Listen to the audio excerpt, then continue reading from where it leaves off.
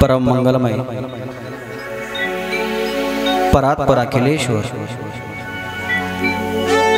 अकारण करुणा वरुणालय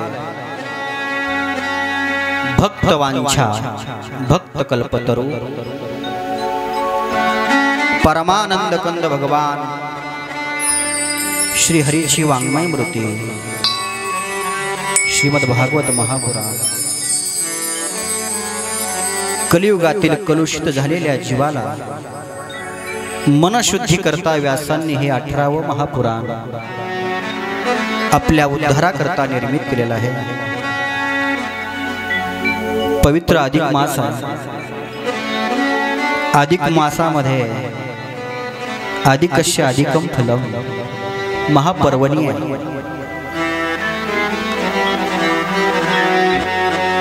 हा जो मास आहे म्हणजे हा जो महिना आहे हे परमार्थिक कार्य करण्याकरता हे देवाने अधिक निर्माण केलं। अधिक म्हणजे प्लस। आपण याला ग्रामीण भागात धोंड्याचा महिना म्हणतो नाही का? धोंड्याच्या महिन्यामध्ये जावयाला काय करतात? धोंडे खाऊ घालतात नाही का? आणि त्याचबरोबर वस्त्र सुद्धा दान सासरेभाऊ करतात नाही का? असा हा पवित्र मास आहे। दुसरा एक फायदा आहे, जावायचा फायदा तर आहेच, पण ह्या महिन्यामध्ये एक स्कीम चालू आहे। स्कीम कळते का? ऑफर, एखाद्या कंपनीची ऑफर असते बघा, डिस्काउंट नाही का? तसं या महिन्यामध्ये भगवंताची एक ऑफर चालू आहे, स्कीम चालू आहे, डबल धमाका आहे। काय चालू आहे? डबल धमाका कळतोय ना?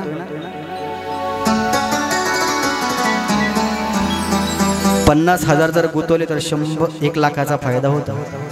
50ला 50 मिळतात। ती स्कीम इथं नाहीये बरं का?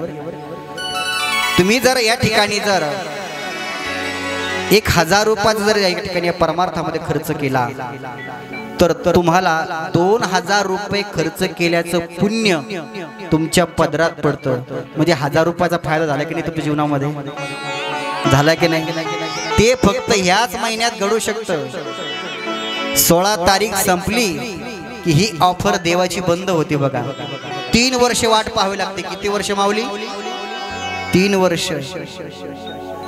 नशीब आपलं चांगलं आहे, वाईट कोरोनाचा काळ निघून गेला आणि त्याच्यामध्ये आपण सावरलो। देवाची केवढी कृपा आहे हा?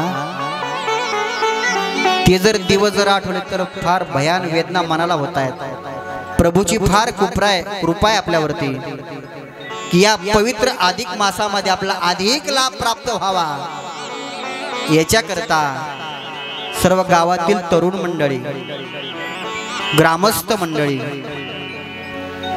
आणि कथेचे यजमान संपत बाबूराव हडसे, त्यांचा एक मानस होता। त्यांचा जो मुलगा आहे लक्ष्मण, त्यांनी 2 वर्ष भागवत कथा बिना संगीत केली होती।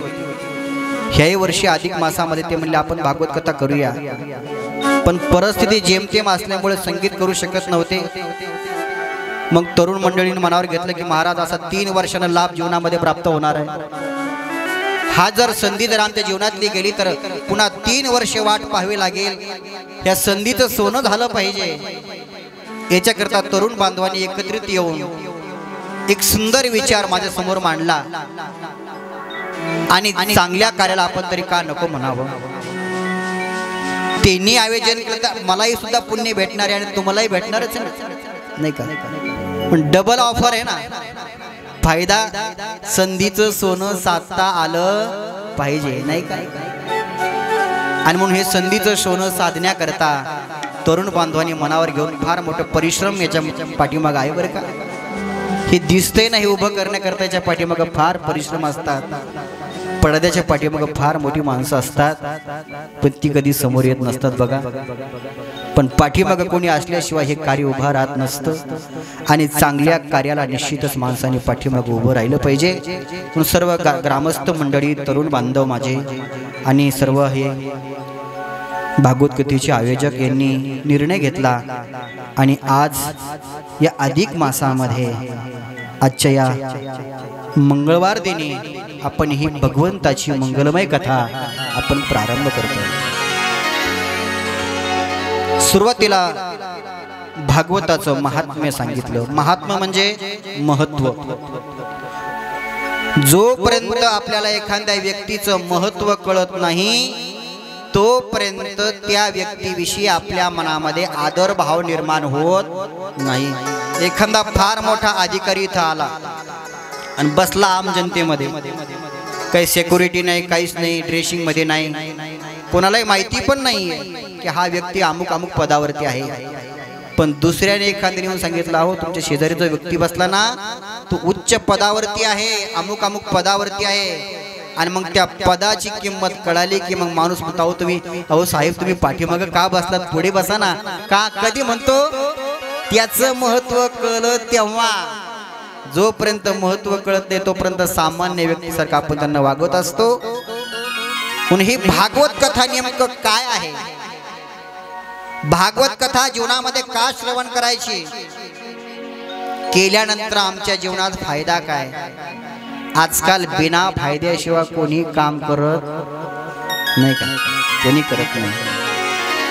पण आजचा हा प्रथम दिवस आहे आणि प्रथम दिवशी आपल्या या भागवत कथेकरता संगीताचा जो रंग आहे तो रंगामध्ये आपण रंगून जाण्याकरता महाराष्ट्रातील नामवंत गुणीजन मंडळी आपल्या छोट्याशा या खेडेगावामध्ये आले। याचं कारण आपल्या सर्वांचं प्रेम आहे। हे जे माझ्या गळ्यामध्ये हार जे पडले ना, या हाराच्या पाठीमागे आशीर्वाद आहे, श्रद्धा आहे, प्रेम आहे। ही जी गुणीजन मंडळी आली ही नेमकी कोण आहे हे पण आपल्याला कळायला पाहिजे ना, तरच तुम्हाला त्यांचं महत्व कळेल नाही का। जे या ठिकाणी हे सिंथेसायझर वाजवतात ना, हे जे वाजवण्याचं जे वाद्य त्याला काय म्हणतात माहिती ना, सिंथेसायझर। ते या ठिकाणी आपल्याला वाजवण्याकरता सिंथेसायझर आले ते हरिभक्त प्रायण महाराष्ट्रातील गुणजन नामवंत गुणीजन आहे आमचे योगेशजी महाराज सायखेडे, नाशिकवरून आले। टाळी वाजवा त्यांच्याकडे। नाशिक किती दुरून आले महाराज आपल्याकरता या ठिकाणी आपल्याला हा संगीताचा आनंद आपल्या जीवनामध्ये प्रदान करण्याकरता आले। त्यांचंही ग्रामस्थांच्या वतीनं शब्द सुमनाने स्वागत करतो। त्याच्यानंतर जे 2 नंबरला जे ढोलक वादक आहे ना ते आमचे ईश्वर महाराज बोडके, ते आपल्या गावकऱ्याच्या विनंतीला मान देऊन आले। त्यांचंही ग्रामस्थांच्या वतीनं स्वागत आहे। तदनंतर तिकून 3 नंबरला आमचे प्याडवादक आमचे परम मित्र विशाल महाराज इंगळे, हे या ठिकाणी ग्रामस्थांच्या विनंतीला मान देऊन उपस्थित आहे। त्यांचे ग्रामस्थांच्या वतीनं आभार व्यक्त करतो। आणि आमचे इगतपुरीचं वैभव आहे तबलावादामध्ये, ज्यांनी अनेक विद्यार्थी घडवले, जे गुरुजी आहे अनेकांना तबल्याचं ज्ञान देतात, आमचे शुभमजी महाराज भगत, तेही नाशिकवरून इगतपुरून आलेले आहेत तालुक्याहून। त्यांचे ग्रामस्थांच्या वतीनं सहर्ष स्वागत करतो। तुम्ही सर्व मायबाप श्रोते या ठिकाणी आपल्या मोठ्या श्रद्धेनं मोठ्या प्रेमानं या ठिकाणी ही भागवत कथा ऐकण्याकरता तुम्ही उपस्थित झालात। तुमचं या ठिकाणी या व्यास गद्दीच्या वतीनं मी दंडवत प्रणाम तुम्हाला करतोय। प्रभूची ही मंगलमय कथा आणि नंतर शेवटी झाकी दाखवण्याकरता ती भूमिका दाखवण्याकरता येणार आहे, त्यांचं मी तुम्हाला नंतर वर्णन या ठिकाणी तुमचा परिचय करून देणारच आहे। या ठिकाणी पहिल्या चरणामध्ये पहिल्या श्लोकामध्ये मंगलाचरण करतायत। सच्चिदानंद रूपाय विश्वोत्पत्त्यादि हेतवे तापत्रय विनाशाय श्री कृष्णाय वयं नमः। तो परमात्मा कसा आहे, ज्या परमात्म्याची आपण भक्ती करतो, नामस्मरण करतोय ना, तो देव नेमका कसा आहे कधी बघितला का? त्याचं वर्णन सांगितलं जातं ऐका। तो परमात्मा सत्य स्वरूप आहे। सत माने सत घन आहे। घन माहिती तुम्हाला माऊली, घन माहिती पंडूभाऊ घन, ते लोहाराकडे असतो ना, आयरनीवर लोखंड तापलेल्या लोखंडावर जो घाव घालतो वरून त्याला काय म्हणतात? घन म्हणतात ना. तो घन इथं आहे सच्चित घन. त्या घनामध्ये कसलाही दुसरा प्रवेश होत नाही, इतकं तो निबर असतो नाही का? तसं परमात्मा सतघन आहे. ज्या परमात्म्यामध्ये असत्याचा प्रवेश होत नाही त्याला सत्य म्हणतायत. तो सतघन आहे. तो परमात्मा चितघन आहे. चित माने ज्ञान स्वरूप आहे. ज्या ठिकाणी अज्ञानाचा प्रवेश होत नाही त्याला म्हणतात चितघन. आणि तिसरा आहे आनंद घन नाही का? ज्याच्यामध्ये ज्याच्या जीवनामध्ये कधी दुःखच येत नाहीये. परमात्म्याच्या बाबतीमध्ये कधीच दुःख येत नाही. तो आनंद स्वरूप आहे. आनंदाचा सागर आहे नाही. त्याच्याकडे किती आहे? त्या परमात्म्याकडे आनंदाचा सागर आहे. आणि त्या आनंदाच्या सागरामध्ये आपण आपली घागर भरून घ्यावी नाही का? तो आनंद सिंधू आहे. त्या आनंद सिंधू मधला एक जरी बिंदू आपल्या जीवनात प्राप्त झाला तर आपल्या जीवनात आनंदी आनंद प्राप्त होईल बघा नाही का? असा जो परमात्मा आहे, जो सत्य घन आहे, तो सत्य स्वरूप आहे. मी तुम्हाला विचारतो दादा, आपण सत्यवान आहोत का? सत्यवान सोडा, आपण कायमच्या बठांमध्ये राहणार आहात का? म्हणजे आपण सत्य स्वरूप नाहीये. आपण काळानुसार बदलत राहणार आहे. त्याला संसार म्हणतात जो सारखा बदलत राहतो. संसरती ती संसार हा, ज्याचं सारखं काळानुसार परिक्रमण चालू आहे, त्याच्या ठिकाणी ते परिणाम चालू आहे, अर्थात त्याचा बदल चालू आहे, त्यालाच संसार म्हणतात. जो नित्य शाश्वत नाही ना तो संसार आहे. जो सारखा बदलत राहतो तो संसार आहे. आपण लहानपणामध्ये आपले केस काळे होते, पांढरे नव्हते नाही का? आता वयानुसार कसं होतं? बदलत जातं नाही का? मी तुम्हाला एक विचारतो दादा, आपलं लग्न कधी आपण तारीख सांगू शकतो बरोबर आहे की नाही? त्याची अगोदर तुम्हाला मी विचारतो, आपला जन्म कधी झाला हे आपले आई वडील सांगतात. अमुक अमुक तारखेला अमुक अमुक टायमाला. आत्ताच्या काळातला टायमिंग, पूर्वीच्या काळात टाइम सुद्धा कळत नव्हता कधी झाला म्हणून नाही का? त्यावेळेस काय घड्याळी नव्हत्या, पण आताच्या काळात सगळ्या सुविधा उपलब्ध आहे. आपण आपला जन्म कधी झाला सांगू शकतोय. आपले लग्नाची तारीख आपण सांगू शकतोय दादा.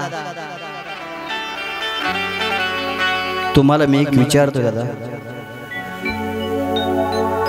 आपण म्हातारे कोणत्या तारखेला झालो सांगता येईल का? बघतो तुम्ही कोणत्या तारखेला म्हातारे झाले सांगता येईल तुम्हाला? नाही ना. जन्माची तारीख सांगू शकतो, लग्नाची तारीख सांगू शकतो आपण. पंडू भाऊ पण म्हातारपणाची तारीख, अमुक अमुक तारखेला मी म्हातारा झालो असं कोणी आपल्या घरामध्ये बोर्ड लिहून ठेवला का? नाही दादा. म्हणजे सारखं परिवर्तन चालू आहे. ज्याच्यात परिवर्तन आहे ना तो संसार आहे. पण ज्या परमात्म्यामध्ये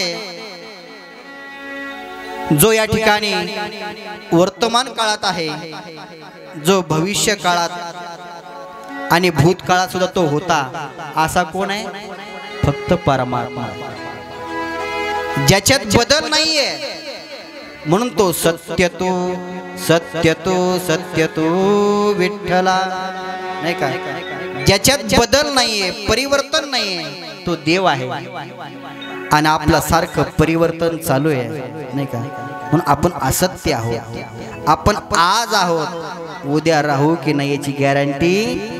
क्या भरोसा इस जिंदगी का, क्या भरोसा इस जिंदगी का, क्या भरोसा इस जिंदगी का.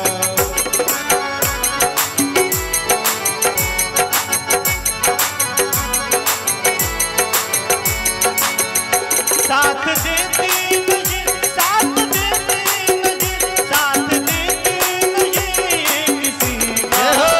क्या क्या भरोसा जी जिंदगी का, क्या भरोसा जी जिंदगी का.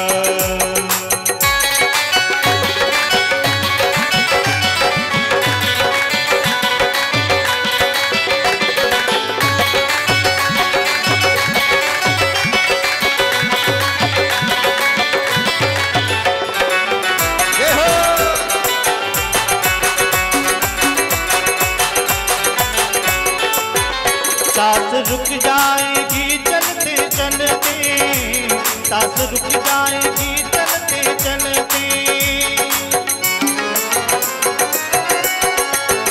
सांस रुक जाएगी चलते चलते, क्षमा बुझ जाएगी चलते चलते, दम निकल जाएगा, दम निकल जाएगा, दम निकल जाएगा रोशनी का। क्या भरोसा है इस जिंदगी का, क्या भरोसा है इस जिंदगी का, क्या भरोसा है इस जिंदगी का। आपलं सारखं परिवर्तन चालू आहे, पण आपला भरोसा नाहीये. देवाच्या बाबतीत तसं म्हणता येणार नाही. देव सत्य स्वरूप आहे, जो कायमचा राहणार आहे. हे झालं परमात्म्याच्या विषयी मंगल, त्याचं वर्णन झालं. त्याचं कार्य पण सांगतं त्या ठिकाणी, ऐका. विश्वोत्पत्त्यादि हेतवे, तो परमात्म्याचं स्वरूप आपल्याला कळाला हो, पण तो करतो काय नेमकं आल्यानंतर, अवतार घेतल्यानंतर, तर तो विश्वाची उत्पत्ती करतोय. नुसतं उत्पत्तीच करत नाहीये, तर पालन सुद्धा करतोय, आपली व्यवस्था सुद्धा करतोय ना. बाळ जन्माला येण्याच्या अगोदर त्याची व्यवस्था आहे नाही का. आईच्या गर्भामध्ये असताना तो सुद्धा रक्षण करतोय ना दादा. आणि जन्म झाल्याबरोबर दुधाची व्यवस्था करतो नाही का. बाळ दुधा कोणी करीती उत्पत्ती नाही का. बाळाचा जन्म झाला की दुधाची व्यवस्था आहे दादा. पालनही करतो आणि तो संहार सुद्धा करतोय दादा. विश्वोत्पत्त्यादि हेतवे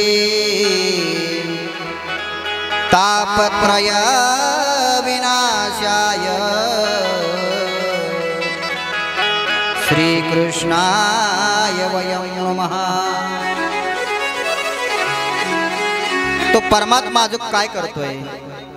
तापत्रय विनाशाय श्रीकृष्णाय वयं नमः.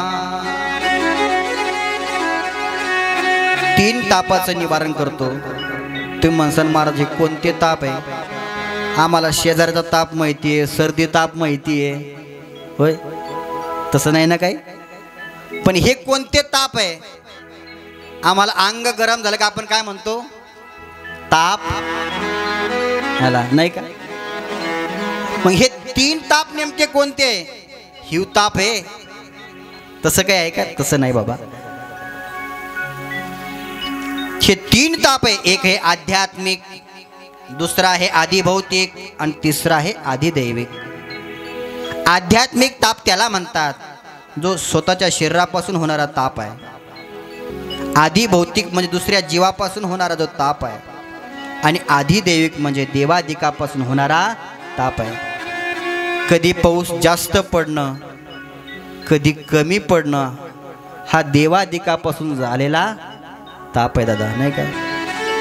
असा जो परमात्मा आहे, जो सतघन आहे, चितघन आहे, आनंद घन आहे, विश्वाची उत्पत्ती करणार आहे, 3 तापाचं निवारण करणार आहे, अशा त्या परमात्म्याला आम्ही नमस्कार करतोय. नैमिषारण्याची पावन भूमी आहे. 88,000 ऋषी एकत्रित आलेले आहे. त्या ऋषीमध्ये शौनक ऋषी प्रमुख आहे, जे वयाने मोठे आहेत, ज्ञानाने मोठे आहे. पण त्यामध्ये जो वयाने लहान आहे पण ज्ञानाने मोठा आहे, परमार्थामध्ये वयाला किंमत नाही, ज्ञानाला किंमत आहे दादा.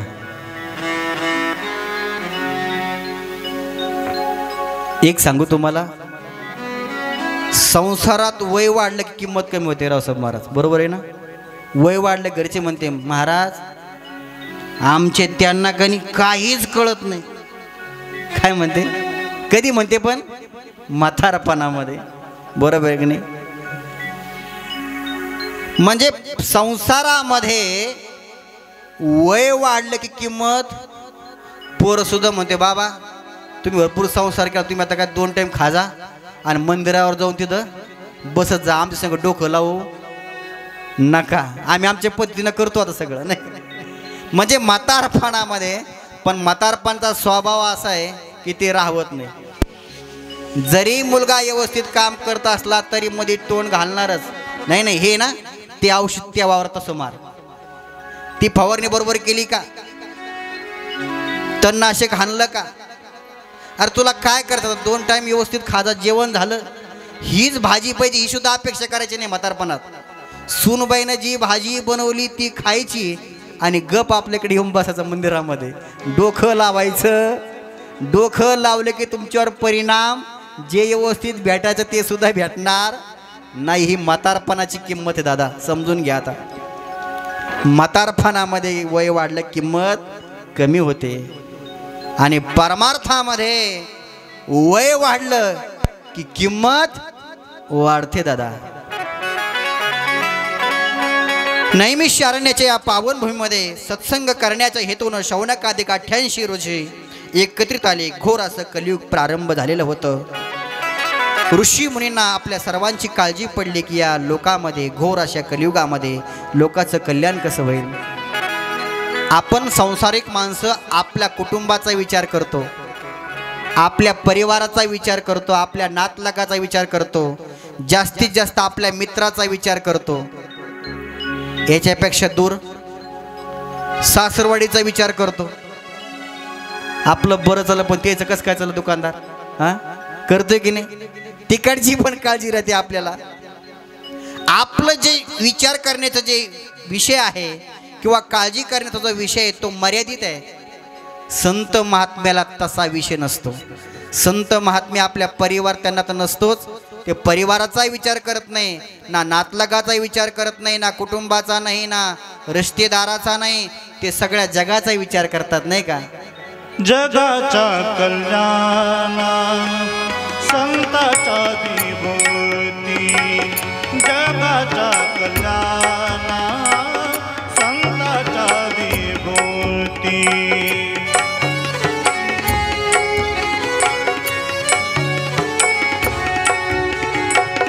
जगाचा कल्याणा संताचा विभूती. देह कष्ट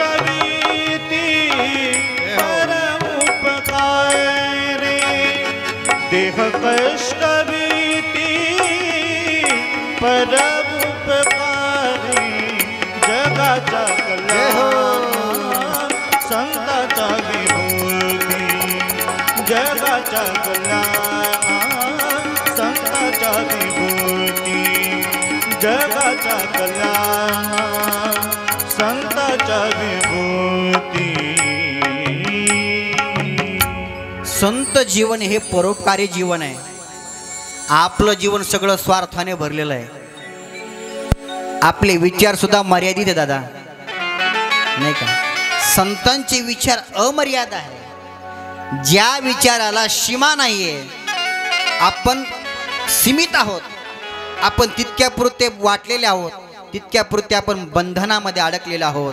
पण संत जीवन हे असे, हे परोपकारी जीवन आहे. सगळ्या जगाचा जे विचार करतात. संताला दुःख कधी होतं माहिती तुम्हाला. आपल्या नातलगाविषयी दुःख झाल्यावर नाही आहे, आपल्याला दुःख होतं. एक व्यक्ती सकाळच्या वेळेस बस स्टँडला चहा पित होता आणि पेपर वाचत होता. पेपर वाचत असताना पहिल्याच हेडिंगला होता, मोठा भीषण अपघात झाला आणि 15 लोक जागीच ठार झाले. आणि तो बातमी वाचत होता आणि चहा सुद्धा पित होता. चहाचा घोट चालू आहे आणि नजर त्या पेपरवर चालू आहे. मृत्यूची या ठिकाणी यादी आलेली आहे आणि मृत्यूच्या यादीचं नाव वाचतोय आणि चहाचा घोट घेतोय. पुन्हा नाव वाचतोय, अमुक अमुक गावची अमुक अमुक व्यक्ती ठार झाली, वय मर्यादा 50. पुन्हा चहाचा घोट घेतो. असं लिस्ट वाचत वाचत खाली आला आणि नेमकं त्या मृत यादीमध्ये सख्या मेवण्याचंच नाव निघालं. आणि मग चहाचा घोट घेत होता. होय माऊली, चहाचा घोट घेईल का तो? हां, त्याचा कप जागेच खाली पडला, कप फुटला, तसाच तो निघाला. त्याला दुःख झालं, पण कधी झालं बोला ना. हां, दुःख झालं त्याला. अगोदर अनेक नावं वाचले पण दुःख नाही झालं त्याला. पण ज्यावेळेस आपला सक्का साला गेला मग त्याला काय झालं, दुःख झालं. म्हणजे आपलं दुःखाची मर्यादा सुद्धा मर्यादित आहे, बंधनात्मक आहे. आपला विचार सुद्धा फार संकुचित आहे हो दादा. अरे संतांचे विचार हे अमर्यादा आहे नाही का. म्हणून त्या ऋषी मुनीने विचार केला की या घोर अशा या कलियुगामध्ये लोकांचा उद्धार कसा होईल. आपल्याविषयी त्यांना चिंता नसते. जे स्वतःविषयी कधी चिंता करत नाही ते संत आहे. आपली सारखी स्वतःविषयी चिंता चालू आहे नाही का. या कलियुगामध्ये लोकांचा उद्धार करता काय केलं पाहिजे. अज्ञानाने सगळे लोक भरलेले, यांच्या जीवनामध्ये ज्ञानाचा प्रकाश कसा पडेल नाही का. अज्ञान ध्वंस विध्वंस कोटी सूर्य समप्रभ सुताख्यायी कथा सारम मम कर्ण रसायनम. शौनक ऋषीने सूत महाराजांना आसनावरती बसवलं. जसं तुम्ही सगळे म्हणून मला या आसनावरती बसवलं ना, तसं सूत महाराजांना आसनावरती बसवलंय.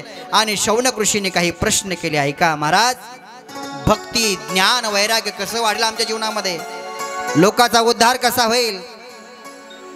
या घोर अशा या कलियुगामध्ये लोकांच्या उद्धाराकरता काय साधन आहे नाही का. या माया मोहापासून वैष्णव कसे तरुण जातील. माया मोह निराश्रश्य वैष्णव क्रियते कथम. अशी एखादी कथा सांगा. इह घोरे कलप्रायो जीवस्या सुरतां गतः क्लेशाक्रांतस्य तस्यैव शोधने किं परायणम्. असं एखादं साधन सांगा ज्या साधनेने तरुण जाता येईल. साधन कशाला म्हणता माहिती तुम्हाला. आपल्याला जर जालन्याला जर जायचं ठरलं तर आपण पहिलं साधन शोधतो आपली टू व्हीलर. एखाद्याकडे फोर व्हीलर असतं फोर व्हीलर, आणि कोणतंच साधन नसेल तर मग एखादा रिक्षा. पण जाण्याकरता आपण साधन शोधतो. आपलं साध्य, आपल्याला जालन्याला पोहोचायचं आहे ते साध्य आहे, पण त्याच्याकरता तिथपर्यंत पोहोचण्याकरता जे लागतंय ना त्याला काय म्हणतात, साधन म्हणतात त्याला. मग ह्या लोकांच्या उद्धाराकरता काय असं साधन आहे महाराज की जेणेकरून त्या लोकांचा उद्धार होईल असं सांगा. महाराज आपल्याकडे फार मोठं ज्ञान आहे. समाजामध्ये काही धनवान असतात, कोई धनवृद्धा कोई बलवृद्धा आयुवृद्धा तथैव च केते सर्वपि ज्ञान वृद्धश किंकरा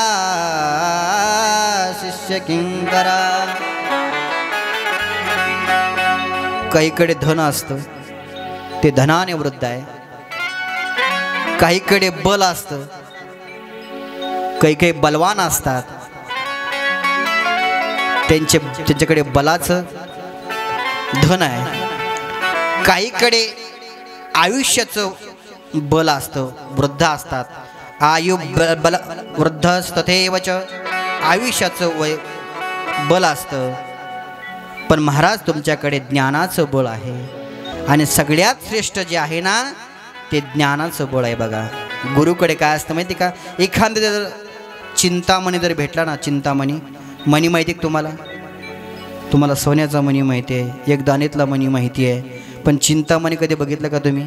नाही बघितलं ना, मी सुद्धा नाही बघितला. चिंतामणिर्लोक सुखम सुरदृस्वर्ग संपदम प्रयच्छति गुरुप्रीत वैकुंठम योगी दुर्लभम. एखाद्याकडे जर चिंतामणी जर मिळाला तर त्याच्या जीवनातली सगळी चिंता नष्ट होते. बघा आपल्याकडे सारखी चिंता लागलेली आहे संसारामध्ये, सारखी चिंता आहे. ज्याच्याकडे धन आहे त्याला सुद्धा चिंता आहे, ज्याच्याकडे नाहीये त्याला सुद्धा चिंता आहे नाही का. पण गुरुकडे जे चिंतामणी आहे, चिंतामणी जर प्राप्त झाली एखाद्याला तर चिंता आपली मुक्त होते, चिंता जीवनातली नष्ट होते. एखाद्याला स्वर्ग प्राप्त होऊ शकतो दादा. पण गुरु जर भेटला ना तर जो योग्यान आहे, जो वैकुंठ दुर्लभ आहे ना तो गुरुच्या माध्यमातून तो वैकुंठ सुद्धा आपल्या जीवनात प्राप्त होऊ शकतो. ही एवढी मोठी गुरुची किमया आहे. सूत महाराजांना हे शौनक ऋषीने जे प्रश्न केले, सूत महाराजांना फार आनंद वाटला की हे शौनक आदिक ऋषो, सुंदर प्रश्न तुम्ही जीवनामध्ये विचारले नाही का. आपण एखाद्या जर गुरुकडे गेलो आपण संसाराविषयी विचारतोय नाही का. घर में हो गए खटपट तो चलो बाबा के मठ पर नाही का. आपण विचारून काय विचारणार, महाराज आमचा धंदा चला ना आता व्यवस्थित, पहिलं दुकान जास्त चालतो तो आता चला ना. आपण काय विचारणार. संसारामध्ये सारखे अरिष्ट येत आहेत, सारखे दुःख येत आहेत, सगळं मन अशांत राहतंय, मन समाधानी राहत नाही. आपण गुरुकडे काय विचारणार आहे, संसाराविषयीच विचारणार ना. पण या ठिकाणी हे संत महात्मे गुरुकडे काय विचारतात, संसाराविषयी नाही विचारतात, परमार्थाविषयी विचारतात की या कलियुगामध्ये लोकांचा उद्धार कसा होईल, असं कोणतं साधन सांगा. त्यावेळी सूत महाराजांना फार आनंद झाला आणि सूत महाराज आता उत्तर देत ऐका. काल व्याल मुखग्रास त्रास निर्नाश हेतवे श्रीमद्भागवतं शास्त्रं खलु किरेन भासितं किरेन सुखेन भाषितं. जे श्रीमद भागवत जे शुकदेवाने राजा परीक्षितीला सांगितली ती भागवत कथा आपल्या जीवनामध्ये आपलं सगळं दुःख नाहीसं करणारी आहे. आणि ही भागवत कथा, कारण की प्रत्येकाच्या पाठीमागं सर्प लागलेला आहे. नुसतं सर्प जरी म्हटलं लोक घाबरतात, बरोबर नाही. अंधारामध्ये जर दिसला तर घाबरतात ना. पण प्रत्येकाच्या पाठीमागं हा कालरूपी सर्प लागलेला आहे. काल व्याल मुखग्रास त्रास निर्नाश हेतवे. त्या कालरूपी व्यालाने म्हणजे त्या सर्पाने आपलं मुख उघडलेलं आहे आणि आपल्या डोळ्यात देखत कितीतरी त्याच्या मुखामध्ये गेले. आपण आतापर्यंत किती वाट लावले, हां अंत्यविधीला किती लोक वाट लावल्या, गणित आहे का नाही. म्हणजे जे गेले समजून घ्यावं ते त्या काळरूपे त्या व्यालाने मुखामध्ये त्यांना ग्रास करून टाकला, त्याचा घास बनवला. कितीतरी लोक गेली आपल्या डोळ्यात देखत. घडी घडी काळ वाट याची पाही, घडी घडी काळ वाट याची पाही.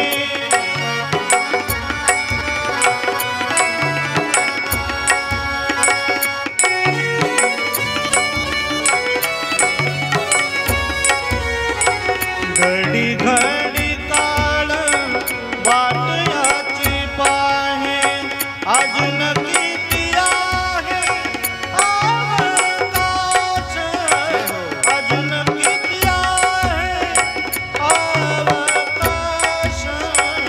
घडी घडी काळ वाट याची पाही, घडी घडी काळ वाट याची पाही.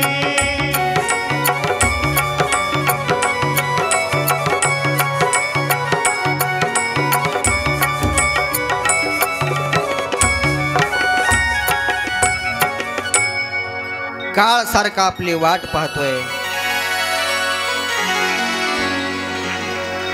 पूज्य पाराशरजी महाराज एक सुंदर उदाहरण सांगतात बघा. आपल्याला जर एखाद्या महिनाभर जर यात्रेला जर जायचं झालं तर आपण 1 महिन्यापासून अगोदर तयारी करतो. सोबत चिवडा नेला पाहिजे, करंजा नेला पाहिजे, लाडू नेले पाहिजे, बरोबर आहे की नाही. आपल्या दवाखान्याच्या गोळ्या सुद्धा सोबत घेतल्या पाहिजे ज्यांना चालू असेल ते नाही का. 2 जर धामाला जायचं असेल तर 1 महिन्यापासून आपली तयारी असते. ज्यांना 8 दिवसाचा प्रवास करत असेल तेवढी तयारी असते. जेवढा जास्त प्रवास तेवढी जास्त तयारी, बरोबर आहे की नाही यात्रेची. पण तुम्हाला सांगू का, आपण एवढी यात्रेची तयारी करतो पण प्रत्येकाला एका यात्रेला जायचंच आहे, जायचंय ना. पण तयारी अजिबात नाही, बिनफिकर आहे. मस्त खायचं आणि झोपायचं, अजिबात चिंता नाही. अरे ज्या यात्रेला प्रत्येकाला 1 ना 1 दिवस प्रवास करायचाच आहे ती फार मोठी लंबी यात्रा आहे. तिचा अजिबात आपली तयारी अजून झालेली, ती तयारी करण्याकरता भागवत कथा आहे दादा नाही का. आपल्याला जो आपला यात्रेचा जो विसर पडतोय ना तो विसर पडू नये आठवण देण्याकरता भागवत कथा आहे दादा नाही का. म्हणजे भागवत शास्त्र आहे ह्या काळरूपी ग्रासातून आपली सुटका होण्याकरता श्रुतमुनी ही भागवत कथा शौनकादिक 88 ऋषीला या ठिकाणी नैमिषारण्याच्या पावन भूमीमध्ये सांगतायत। आणि ही भागवत कथा ऐकण्याकरता एका जन्माचं पुण्य नाही, 1000 जन्माचं पुण्य आपल्या पदरामध्ये असावं लागतंय। त्याच वेळेस या भागवत मंडपामध्ये येऊन बसू शकतो, नाही तर खराटे बसे की सो जाओ, नाही तो नाही येऊ शकत ना दादा। का? जर पुण्य जर पदरामध्ये जर असेल, पुण्याची सामग्री असेल तरच तो कथा ऐकू शकतो, नाही का? मी माझ्या मनानं नाही सांगत। जरा जन्मांतरे भवेत पुण्यम तदा भागवतम लभे। अरे एका जन्माचं पुण्य नाही, हजारो जन्माचं पुण्य जर आपल्या पदरामध्ये जर पडलं किंवा असेल शिदोरी तरच आपण भागवत कथा ऐकू शकतो, नाहीतर नाही, नाही तर आयुष्यभर आपल्या पाठीमागं काम चालूच आहे। जन्मोजन्मी आम्ही बहु पुण्य केले, जन्मोजन्मी आम्ही बहु पुण्य केले।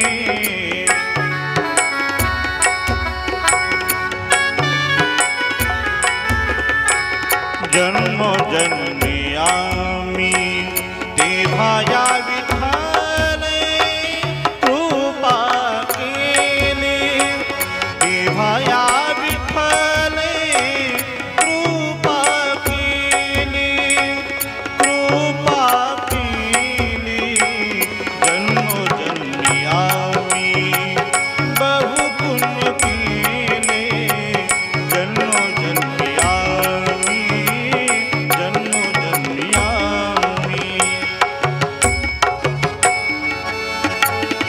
एका जन्माचं पुण्य नाही दादा, हजारो जन्माचं जर पुण्य आपल्या पदरामध्ये जर गाठोडी शिदोरी असेल ना, शिदोरी कळते ना, शिदोरी मुलगी ज्यावेळेस लग्न झाल्यानंतर ज्यावेळेस सासर जाते ना, त्यावेळेस तिची आई काय करते?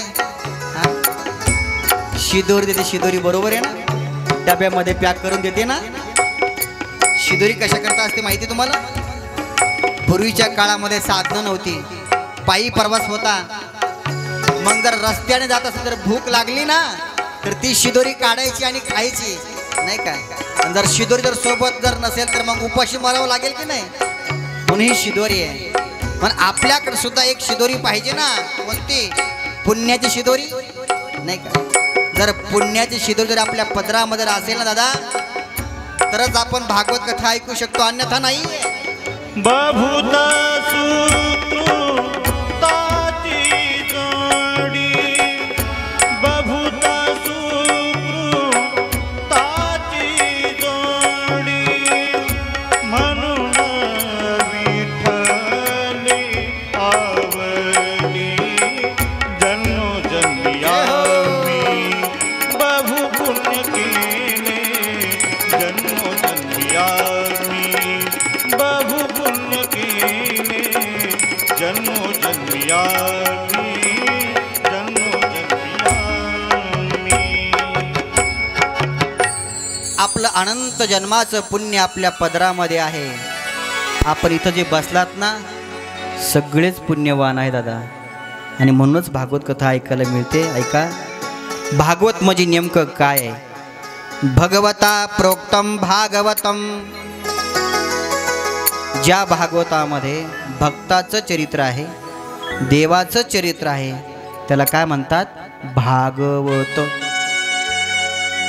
भाष्यन्ति सर्व वेदेषु गायन्ते नारदादिभिः वदन्ति त्रैलोक्यस्य तरन्ति भवसागरम। जी भागवत कथा आपल्याला या भवसागरातून तारते ना तिचं नाव आहे ही भागवत कथा। ही नौका आहे आणि प्रत्येकाला या नौकेतून आपला प्रवेश करावा लागणार, कारण आपण पाण्यातून प्रवेश करणार आहोत। पाण्यामध्ये साधनं असतं बघा, ती नौका असते, नाव, नाही का? आता मोठमोठे जहाजं निघालेली आहे, फार मोठी सुधारणा झालेली आहे, पण नावाडी ते आपल्याला बसून पलीकडे नेतो ना, त्याला नावेचा आधार आपल्याला घ्यावा लागतो ना। तसं या भवसागरातून तरुण जाण्याकरता आपल्याला या भागवत रूपी नौकेचा आधार घ्यावा लागेल, तरच आपण तरू शकतो। आणि जर आपण नावेचा आधार जर नाही घेतला आणि जर आपला पोहता येत नसेल तर बुडण्याची दाट शक्यता असते, नाही का? आपण जर बुडू नये असं जर वाटत असेल तर नावेचा आधार घ्या, नाही का? तशी ही भागवत रूपी नौका आहे, हिचा आधार आपण घेऊन आपल्याला तरायचं आहे, नाही का? या भवसागरातून ज्यावेळेस राजा परीक्षितीला शाप लागला, राजा गंगेच्या काठावर आला ना दादा, त्यावेळेस शुकदेव मुनी आले या ठिकाणी. आणि शुकदेव मुनी भागवत कथा सांगण्याकरता आले. त्याच वेळेस देवता लोकसुद्धा आले. देवता लोक एवढे हुशार होते, त्यांनी अमृताचा कलश घेऊन आले. आणि अमृताचा कलश घेऊन आल्यानंतर देवता लोक म्हणले, शुकदेवजी महाराज, हे अमृत तुम्ही राजा परीक्षितीला पाजा, राजा अमर होईल. पण त्याच्या मोबदल्यामध्ये हे भागवत रूपी अमृत तुम्ही आम्हाला द्या. देवता लोक फार हुशार, चतुर, जे व्यावहारिक माणसं असतात ना ते फार हुशार असतात. जे ज्यांना व्यवहाराचं ज्ञान असतं ना ते प्रत्येक शब्दामागं स्वार्थ साधत असतात. जर आपलं लयच वर्णन करू लागले की समजून घ्यावं याचं काहीतरी काम आपल्याकडे. पंडूभाऊ, ज्या अर्थी आपली जास्त स्तुती चालली ना, समजून घ्यावं काहीतरी याला आपल्याकडून घ्यायचं आहे, अन्यथा स्तुती करणारा व्यक्ती नाही, त्याचा एक एक शब्द जरा मोजून घ्यावा लागतोय. समजून घ्या, याला ज्याला व्यवहाराचं ज्ञान तो समजू शकतोय. पण देवता लोक फारच स्तुती करायला लागले, महाराज हे अमृत एवढं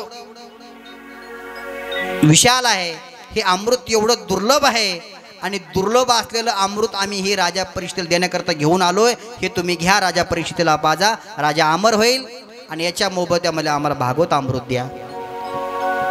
शुकदेव मुनी म्हणले, हे जास्त स्तुती करायला काय भानगड आहे? तुमच्या अमृतामध्ये काय आहे एवढं सांगा ना. एखादा मनुष्य मार्केटमध्ये गेला की आपल्या वस्तूचं काय करतो, महत्त्व सांगत असतो. ही वस्तू आहे ना कुठंच भेटणार नाही तुम्हाला, किती दुकानं फिरा तुम्ही, अशी वस्तू तुम्हाला ह्या क्वालिटीची तुम्हाला पुन्हा भेटणार नाही. आपल्या वस्तू बाजारात विकण्याकरता आपल्या वस्तूचं महत्त्व आपण चांगल्या प्रकारे सांगितलं पाहिजे, नाही का? त्याला मार्केटिंग ज्ञान म्हणतात. तसं हे देवता लोक फार वर्णन करू लागले. शुकदेवजी म्हणले, तुमच्यामध्ये काय, या अमृतामध्ये काय विशेषता आहे? त्यावेळेस देवता लोक म्हणले, महाराज हे अमृत जर राजा परीक्षित जर पिला तो अमर होईल. ठीक आहे. दुसरं म्हणले, हे अमृत फार दुर्लभ आहे, हे मृत्यू लोकात भेटत नाही. आपल्या मृत्यू लोकात एकच अमृत, चहाचा अमृत, अमृततुल्य चहा. पंढरपूरच्या वाट्यात सगळे तेच बोर्ड असतात, सागर अमृततुल्य चहा, नाही का? मृत्यू लोकातला अमृत म्हणजे चहा. पण स्वर्गातला जे अमृत आहे ना, ते अमृत जर पिलं तर मनुष्य अमर होतो, त्याला पुन्हा जन्म मरणाला यावं लागत नाही म्हणून सांगितलं. पण त्या ठिकाणी शुकदेव मुनी म्हणले, हे बघा, सौदा त्याच वेळेस होत असतो, व्यवहार त्याच वेळेस होतो. एखादी जर वस्तू मार्केटमध्ये जर मांडली तर त्या वस्तूचे योग्य मूल्य जर भेटलं तर तो व्यक्ती ती वस्तू देऊ शकतो, अन्यथा देणार नाही. या ठिकाणी शुकदेव मुनी म्हणले, तुम्ही जी वस्तू मार्केटमध्ये मांडली ती बरोबर आहे, पण आमची जी वस्तू आहे, आमचं जे अमृत आहे, तुमच्या अमृतापेक्षा लाख पटीने जे श्रेष्ठ आहे. किती पटीनं? लाख पटीनं श्रेष्ठ आहे. जसं एखाद्याकडे हिरा असावा आणि हिराच्या मोबदल्यामध्ये समोरचा म्हणला, माझ्याकडे काचेचा तुकडा आहे, हे काचेचा तुकडा तुम्ही तुमच्याजवळ ठेवा आणि तो हिरा आमच्याकडे द्या, देईल का? कोणीही देणार नाही. तसं क्व सुधा क्व कथा लोके क्व काच क्व मनीर महान ब्रह्मरातो विचार एवं तदा देवांजहासः.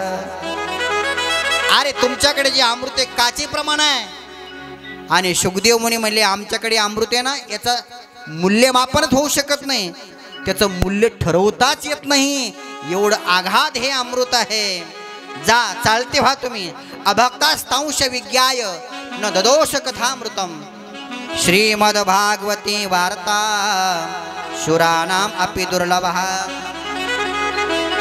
हे भागवत अमृत स्वर्गातील देवांना दुर्लभ आहे, आणि तुम्हाला समजते ना? झोपले काय तुम्ही? हा, स्वर्गातील अमृत आपल्याला कसं आहे, दुर्लभ आहे. आपण कधी ते पाहू शकत सुद्धा नाही मृत्यू लोकात, नाही का? पण हे भागवत रूपी अमृत आपल्याला कसं आहे, सुलभ आहे. पण फुकटची किंमत बोला ना कळत नाही दादा. तीच आपल्याच कडची जर डाळ जर मार्केटमध्ये गेली, त्याला पॅकेज केली, त्याला जर लेबल लागला दुकानदार की किंमत, ब्रँड चलतो, ब्रँड मार्केटमध्ये काय चलतोय, ब्रँड. एखादी कंपनी जर जास्त मार्केटिंग झाली नाही का, नावाजली, तो लोक मध्ये अमुक अमुक कंपनीचा ब्रँड आम्हाला पाहिजे. काही कंपन्या मार्केटमध्ये काय होतात, फेमस होतात, त्याची मार्केटिंग असते, त्याच्या मागे क्वालिटी पण असते बरं का. मग ब्रँड बनला की त्या माणसाला मग किंमत प्राप्त होते बघा नाही का. जर ब्रँड जर नसेल तर त्याची किंमत होत नाहीये. देवता लोकांना या ठिकाणी सुखदेवने म्हणले, चालते व्हा, तुम्हाला हे अमृत भेटणार नाही, जा तुमचं अमृत घेऊ, आम्हाला राजा परिषदेला पाजायचं नाही, आमचं अमृत 1000 पटीने श्रेष्ठ आहे, तुम्ही चालते व्हा. देवता लोक नाराज झाले, ब्रह्मदेवाकडे गेले, महाराज असं त्या भागवत अमृतामध्ये काय आहे, आम्ही स्वर्गातील एवढं दुर्लभ अमृत आम्ही घेऊन आलो आणि आम्हाला ते पाजलं नाही, आम्हाला दिलं नाही ते अमृत, आम्हाला काढून दिलं, काय विशेषता आहे. ब्रह्मदेवाने एक तराजू घेतला, एका तराजूमध्ये ते स्वर्गातील अमृत ठेवलं, दुसऱ्या तराजूमध्ये त्या पारड्यामध्ये भागवत अमृत ठेवलं. ज्यावेळेस मोजमाप केलं, लघुन्याने जाताने गौरवेने दम्मत तदा ऋषिगणा सर्वे विस्मयम परमं ययुः. आश्चर्यचकित झाला ब्रह्माजी महाराज सुद्धा की जे भागवत अमृताचं पारड जमिनीवर राहिलं आणि स्वर्गातील अमृताचं पारड वरती गेलं. मग ब्रह्माजी सुद्धा आश्चर्यचकित झाले, ह्या अमृताचं मोजमाप करता येत नाही, अशी ही विशेष अमृत या ठिकाणी भागवताचं आहे. आणि हे दुर्लभ असलेलं अमृत आपल्याला ग्रामस्थांच्या वतीनं आणि ज्यांचं या ठिकाणी स्मरणाचंही निमित्त आहे, आमचे ते लक्ष्मण बाबूराव हडसे, कारण की त्या बाळून आपल्या भावाच्या उद्धाराकरता या ठिकाणी त्याचं 2 वर्ष भागवत कथा झालीच होती, पण तिसऱ्याही वेळेस त्यांनी मानस केला आणि त्यांना गावकऱ्यांनी सुद्धा फार मोठं सगळ्यांनी सहकार्य करून ह्या भागवत कथेला सगळ्यांनाच आनंद प्राप्त व्हावा या हेतूनं लक्ष्मणाच्या या पुण्यस्मरणाच्या निमित्तानं, त्याच्या या ठिकाणी आठवणीच्या निमित्ताने ही भागवत कथा आहे. आणि आपल्या सर्वांच्या सहकार्यातून, म्हणजे शारीरिक पण आहे, कष्ट पण तुमचे आहे आणि आर्थिकसुद्धा सगळ्यांचं सहकार्य या भागवत कथेला लाभणारच आहे, याच्यात काही संशय नाही आहे. कारण की अधिक जर पुण्य प्राप्त करून घ्यायचं असेल तर खर्च करावा लागेल, अधिक पुण्य प्राप्त होईल, नाही केलं तर पुण्य पदरामध्ये पडणार नाही. पण ही 7 दिवसाची परंपरा काय नेमकी आहे, तर याच्याकरता फार मोठी परंपरा आहे. पण तत्पूर्वी आपण 2 मिनटे संकीर्तन करूया. सर्वांनी टाळी वाजवा, म्हणजे आलेले जे निद्रा असे, कारण 2 संकट येतात कथेमध्ये. एक निद्रा देवी, ती चांगल्याच कामाला झोप येते, पैशाचं बंडल मोजताना कधी झोप येणार नाही, किती झोप येऊ द्या, असे डोळे असे लागले तरी मांस पाणी टोळर मारी, पण ते बंडल नोट चिटकता कामा नये. तसं ही निद्रा देवी आहे, चांगल्याच कामाला अडथळा घालते. आणि दुसरे मणिरामजी महाराज, हे मन फार चंचल आहे. तुम्ही कथेमध्ये बसले, माता मावल्या म्हणते कुलूप लावलं की नाही माय, इथं झटका देतात त्या अंगावर नाही का, कुलूप असं ओढून पाहतात इथं नाही का. म्हणजे हे मन आहे ना, हे मणिराम फार चंचल आहे आणि त्या मणिरामला ठिकाणावर आणण्याकरता आणि निद्रा देवीला भगवण्याकरता 2 मिनिटं संकीर्तन करूया. आपल्या श्री राधे गोविंदा गोपाला हरि का प्यारा नाम रे. जय हो.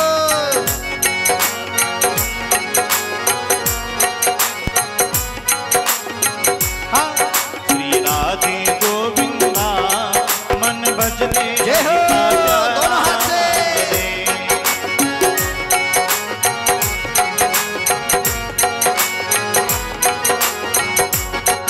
गोपाला हरि का प्यारा नाम रे, नंदलाला हरि का प्यारा नाम रे. सर्वांनी टाळी वाजवून म्हणा. हरि का प्यारा जय हो. नाम रे, गोपाला हरि का प्यारा नाम रे. श्री राधे गोविंदा गोपाला हरि का प्यारा नाम रे.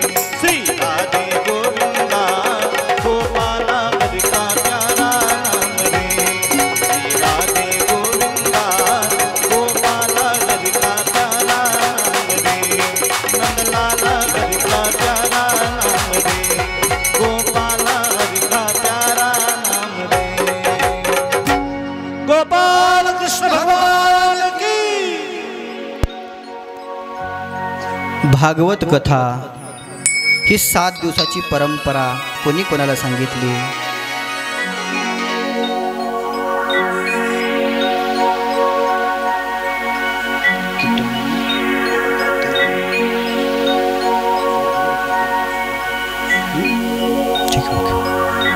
सात दिवसाची ही परंपरा कधीपासून प्रारंभ झाली ऐका.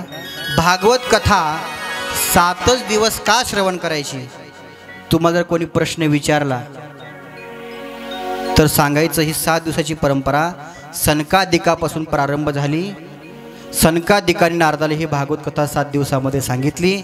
मग सनकादिकाने ही भागवत कथा 7 दिवसामध्ये नारदाला का सांगितली तो सगळा प्रसंग या ठिकाणी आपण या ठिकाणी 5 मिनिटांमध्ये बघूया. ऐका. लोकविग्रहमुक्तस्य नारदस्यास्तिरस्य च विधिश्रवे कुतं प्रीते संयोग कुत्रते सह. सनकादिकाचार्य नारदाची भेट कुठं झाली ऐका. सुत महाराज सांगतात शौनकादिक ऋषींना ऐका. एकदाई विशालाया चत्वार ऋषयो मलः सत्संगार्थं समायाता ददृशुस्तत्र नारदम. सनकादिकाचार्य नारदाची भेट कुठं झाली तो प्रसंग आम्हाला तुम्ही सांगा. एकदा विशालायाम बद्रीनारायण क्षेत्रामध्ये सनकादिकाचार्य नारदाची भेट झाली. नारदी चालले होते. सनकादिकाचा सत्संग चालू होता. सनक, सनंदन, सनातन आणि सनतकुमार हे 4 भाऊ आहे. ब्रह्मदेवाचे 4 मुलं आहे. यांचं वय फार मोठं आहे पण दिसायला 5-5.5 वर्ष दिसत आहेत. तोही फार मोठा प्रसंग आहे. वेळ आपल्याकडे कमी आहे. नारदाचा चेहरा बघितला. तुम्हाला सांगू का, चेहरा आपला आरसा असतो बघा. माणूस सुखामध्ये आहे का दुःखामध्ये, खुशी में आहे का गम में आहे, काय सांगतो तिचा चेहरा. आरसा हेच आपलं दर्पण आहे दादा, नाही का.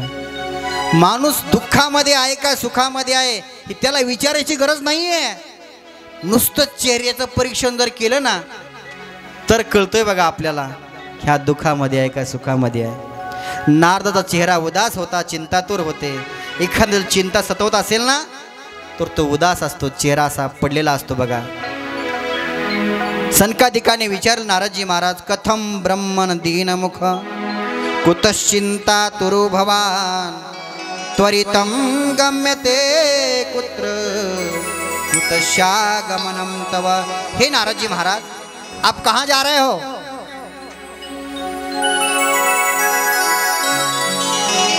आपला चेहरा एवढा उदास का?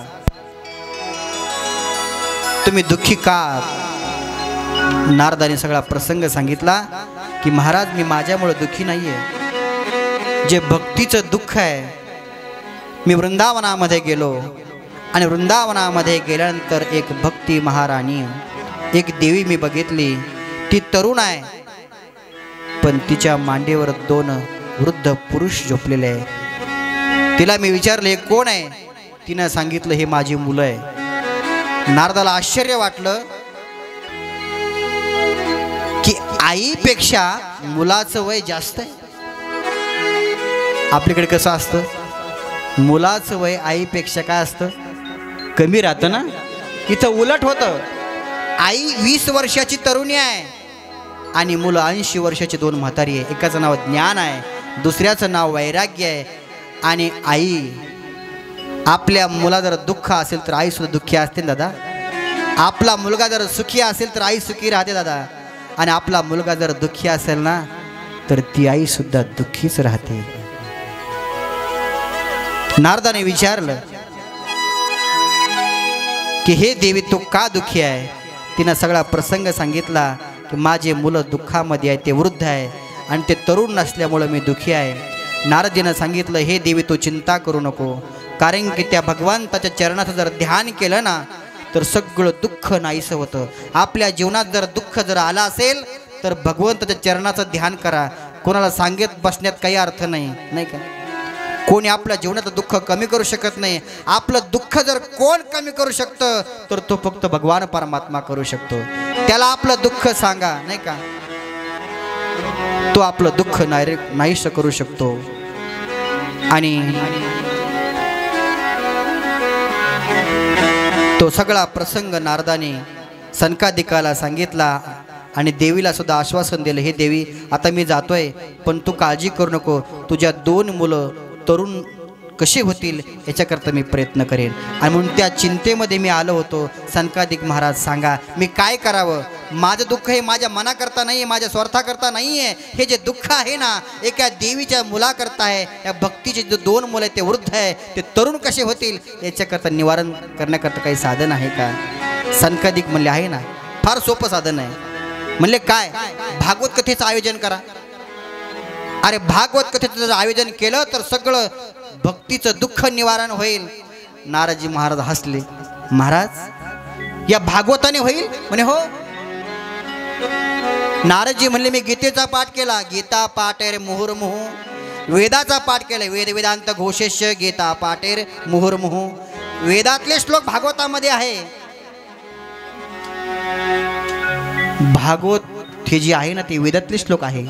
मग वेदाने काही जर झालं नाही, गीतेने जर काही झालं नाही तर या भागवताने काय होईल.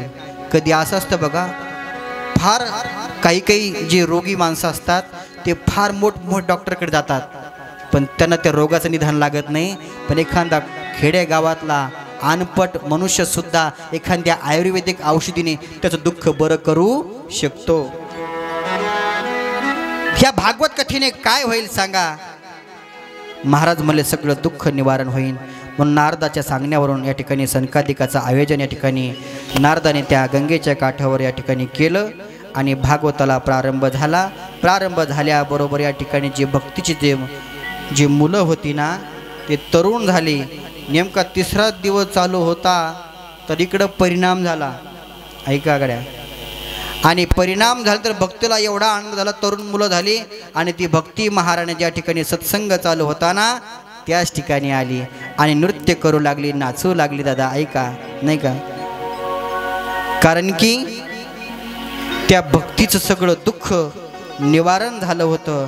आणि निवारण झाल्यामुळं भक्ती सुतो तो तरुणो गृहीत्वा प्रेमैक रूपा सहसा विरासित. श्रीकृष्ण गोविंद हरे मुरारे नाथेती नामानी मुहुर्वदन्ति. त्या भक्तीचं दुःख निवारण झालं आणि भक्ती महाराणी आपल्या 2 मुलाला घेऊन त्या मंडपामध्ये आली आणि नृत्य करू लागली, भजन करू लागली, नाही का. श्रीकृष्ण गोविंद हरे मुरारे हे नाथ नारायण वासुदेव. जय हो. श्रीकृष्ण गोविंद हरे मुरारे हे नाथ नारायण वासुदेव. श्रीकृष्ण गोविंद हरे मुरारे हे नाथ नारायण वासुदेव. श्रीकृष्ण गोविंद हरे मुरारे हे नाथ नारायण वासुदेव. हे नाथ नारायण वासुदेव. हे नाथ नारायण वासुदेव. हे नाथ नारायण वासुदेव. हे नाथ नारायण वासुदेव. श्रीकृष्ण गोविंद हरे मुरारे हे नाथ नारायण. टाळी वाजवा. हरी बोल. जय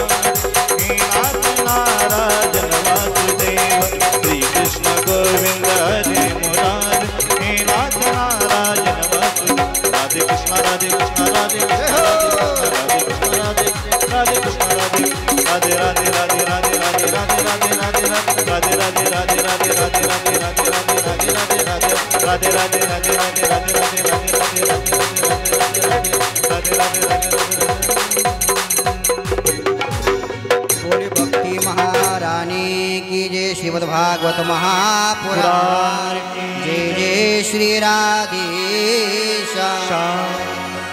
भक्तीचं दुःख निवारण झालं।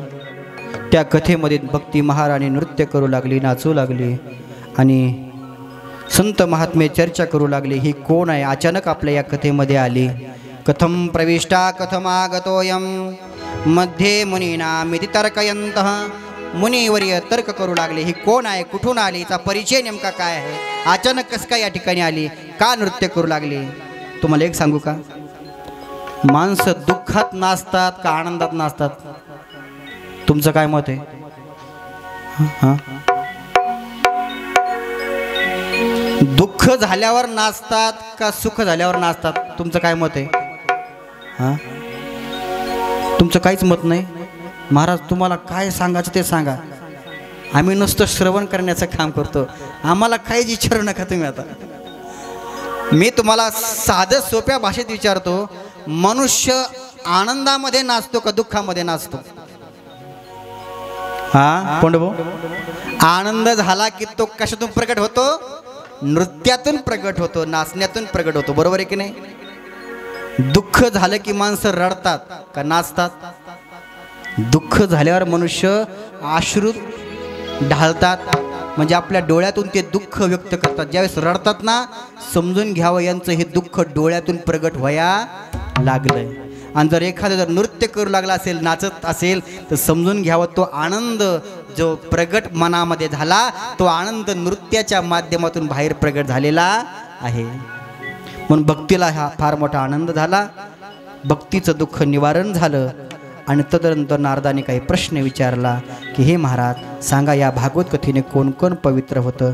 फार मोठी कथा आहे, पण आपल्याला भक्तीचं या ठिकाणी प्रगटीकरण अर्थात मीराबाईची कथा आपल्याला, ज्या मीराबाईनं आपल्या जीवनामध्ये गिरधर लालाचं भजन केलं नाही का, एक देवाशिवाय त्याने दुसरं कोणाचं भजन नाही केले। ज्या मीराबाईला घरातून त्रास झाला, वडला करून त्रास झाला, परमार्थ करत असताना सुरुवातीला त्रास होत असतो बरं का। एखादं लय टाळ वाजायला, लय टाळ कुठे झाला हो नाही का, उठला की सुटला मंदिरात पळवतो, उठला की सुटला मंदिरात पळवतो। समजून घ्यावं, आपली परमार्थाची वाटचाल चालू झाली की लोक नावं ठेवणार। ऐका गड्या, जेवढं लोक नावं ठेवतील, कारण की देव पण येण्याकरता त्याला अगोदर त्या कारागिराचे घाव त्या दगडाला सहन करावे लागतात, तरच त्याला देव पण येतं। त्याच वेळेस लोक आपलं मस्तक त्या चरणावर झुकवतात, कधी? देव पण प्राप्त झाल्यानंतर नाही का। तसं आपल्या जीवनात जर कोण जर बोलत असेल तर समजून घ्यावं, आपलं परमार्थातला चांगला मार्ग चालू होत चालला। जितका आपण देवाकडे जाऊ तितके तितके लोक आपला बोलल्याशिवाय राहणार नाही। समजून घ्यावं, आपण तितके तितके देवाकडे चाललो। समाज काय म्हणण्याचा विचार नाही करायचा। मीराबाईने तोच विचार केला, मेरे तो गिरधर गोपाल दुसरो न कोई, नाही का, माझे फक्त कोण आहे? गिरधर गोपाल आहे, दुसरं कोणी नाही। त्रास कोणी दिला तुम्हाला माहिती आहे का? बाहेरच्यानं नाही, घरातलेच त्रास देतात, ध्यानात ठेवा। बाहेरचे कधीच त्रास देत, बोला ना माऊली, झोपले काय तुम्ही? हां, त्रास जवळचे देत असतात, लांबचे त्रास देत नाही। पण जितका त्रास होईन समजून घ्यावं, तितका आपण देवाकडे गेलं पाहिजे। लयच घरची मंडळी जर आपली स्तुती करू लागली, लयच आपल्याला चांगल्या प्रकारचे भोजन दिलं, तर आपण तिथं अडकून राहू। पण एखाद्या वेळेस ती म्हणली पाहिजे जरा जा देवाकडे, तुम्हाला लयच भाजी चव लागली, जरा कधी खारट पण खाजा, कधी आंबट पण खाजा ना। समजून घ्यावा, आपण तितके तितके विरक्त व्हायला पाहिजे। आपण संसार गुंतून नाही राहायला पाहिजे। अरे आहार हे भोजन केलं पाहिजे, पण आपलं भोजनाकरता देह नाही। मी नेहमी वाक्य सांगत असतो, खाण्याकरता कधीच जगायचं नाही माणसाने। काही काही माणसं नुसते खाण्याकरता जगतात। आज हे खाल्लं, उद्या ते खाल्लं, आज बालुशाही खाल्ली, आज त्या पंक्तीला आज दुपारी दाळबट्टी होती, कृष्णा पण खाऊ घातली. काय आज धोंडे होते नाही का. आम्हाला सुद्धा चांगल्या प्रकारचं भोजन संध्याकाळी त्यांनी केलं आमच्या कलाकार मंडळीनं. त्यांनी आम्हाला पुरणपोळी खाऊ घालची, ते पण पुरणपोळी खाऊ घातली आम्हाला. खाण्यामध्ये अडकू नका, त्यांचा तो भाव आहे, प्रेम आहे. भोजन तुम्ही अन्नदान केलं तुम्हाला पुण्य भेटणार, जरूर भेटणार तुम्हाला. अन्नदान सगळ्यात श्रेष्ठ दान आहे. अनेक दानाचे प्रकार आहे, मी नंतर सांगेन तुम्हाला. अन्नदान सगळ्यात श्रेष्ठ आहे आणि या पुरुषोत्तम मासामध्ये अन्नदान करणं फार मोठं महत्त्वाचं भाग्याचं लक्षण आहे. बिना भाग्याशिवाय घडू शकत नाही. कृष्ण भाऊने आज फार मोठं अन्नदान केलं, त्यांनाही धन्यवाद आहे. आणि हा आवाज तुमच्यापर्यंत चांगल्यापर्यंत पोहोचवतात. फार 3 दिवसापासून परिश्रम घेतात. गावकरी मंडळीत सुद्धा सहकार्य त्यांना आहे. फार मंडप टाकणं, डेकोरेशन आमचे प्रकाळ भाऊ रेवगावचे, त्यांना सुद्धा द्यावे तेवढं धन्यवाद कमी आहे. कारण हे निर्माण करण्याकरता, हे पूर्ण करण्याकरता फार कष्ट असतं दादा, कष्टाशिवाय होत नाही. आपलं काय चालू होतं, मीराबाई नाही का, जी मीराबाई सारखं देवाचं भजन करत होती. राजघराण्यामध्ये जन्माला आली होती. ऐकाकडे राजघराण्यामध्ये काही कमी नव्हती. तिचे वडील राजा होते. राजा बोला ना, दल काय कमी होतं, धनाची कमी नाही, कोणत्याच गोष्टीची कमी नाही. पण सारखं ती मंदिरामध्ये जायची आणि प्रभूचं भजन करत होती नाही का. आपण ते मीराबाई नाही बनू शकत नाही का. आपली भक्ती तेवढी नाहीये, आपला संसार सुटत नाहीये. 2 प्रकारचं नारळ असतं बघा. एक नारळ फोडल्या त्या कवटीतून काय होतं, बाहेर पडतो तो खोबळा, बरोबर आहे ना. नारळ फोडलं की तो खोबळा त्याच्यातून बाहेर पडतो, अलिप्त होतो. हे एक नारळ आहे. दुसरं एक नारळ आहे भयाने. ते नारळ फोडणाऱ्याला अगोदर बोट फोडतं, फोडणाऱ्याचं पण. आणि ते त्यातलं ते नारळ खोबरं काढण्याकरता तुम्ही जर काही उलथनं म्हणा, त्याला काही सराटा म्हणतो विदर्भात, काही चमचा म्हणा, काहीतरी चाकू म्हणा, तुम्ही घेतलं ना तर ते तुमच्या बोटालाच लागतं लय मोठं. म्हणजे ते इतकं घट्ट पकडून ठेवतं त्या कवटीला, त्या नारळाला वरच्या बाजूला, सोडतच नाही.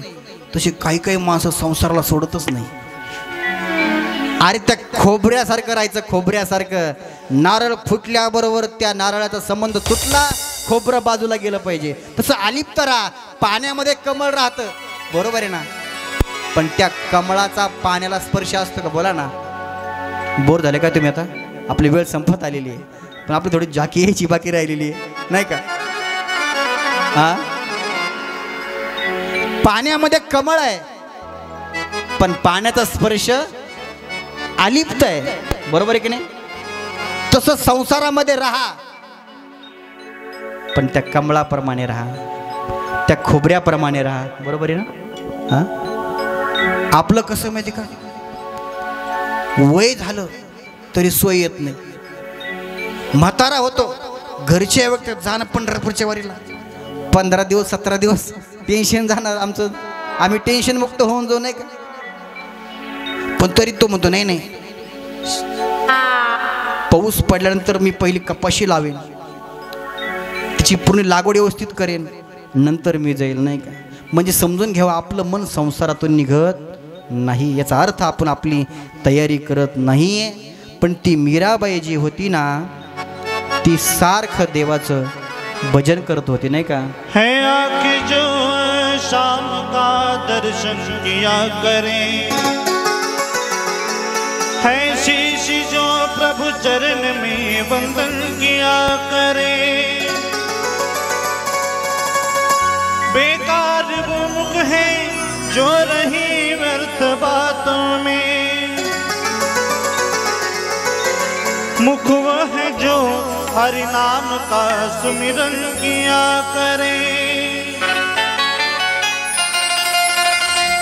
हीर मोती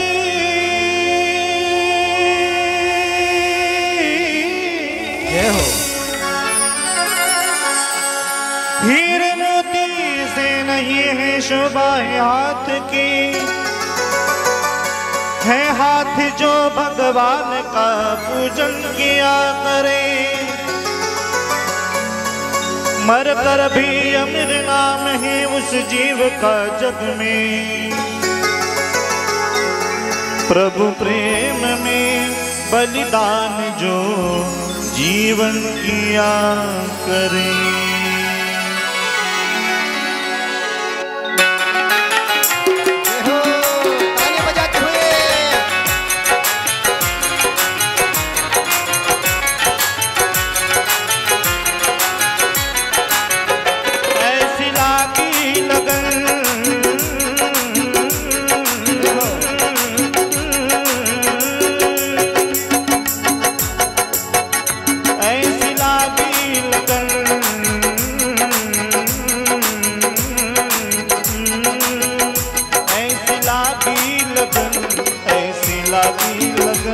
मेरा हो गई मगन, ऐसी लागी लगन, मेरा हो गई मगन। वो तो गली गली हरी गुण गाने लगी, ऐसी लागी लगन, मेरा हो गई मगन, ऐसी लागी लगन, मेरा हो गई मगन।